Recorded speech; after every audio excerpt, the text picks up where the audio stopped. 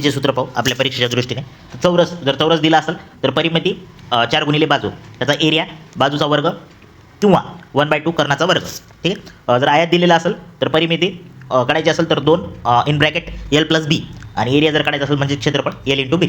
तर वर्तुळ दिला असेल सर्कल तर त्याचा परिघ काढायचा आहे, म्हणजे पूर्ण त्याची याची लेंथ किती आहे तर 2 पाय आर किंवा पाय डी. आणि जर एरिया काढायचा आपल्याला क्षेत्रफळ म्हणजे मधात पूर्ण किती एरिया आहे तर ते पाय आर स्क्वेअर. अर्धवर्तुळ तर काहीच नाही, एरियाला भागिले 2 करायचं तर एरिया मिळेल, फक्त परिमितीला थोडं वेगळं पाय आर प्लस डी करावं लागेल. ठीक आहे. डी म्हणजे डायमीटर आहे. ठीक आहे. त्यानंतर स्पेअर आपल्याला महत्त्वाचं आहे, तर स्पेअरचं घनफळ 4/3 पाय आर क्यूब. ठीक आहे.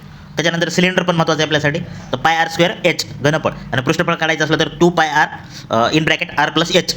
ठीक आहे. त्याच्यानंतर त्रिकोण जर दिला असेल राईट अँगल ट्रँगल 1/2 बाजू गुणिले बाजू किंवा बाजूचा वर्ग पण करू शकता.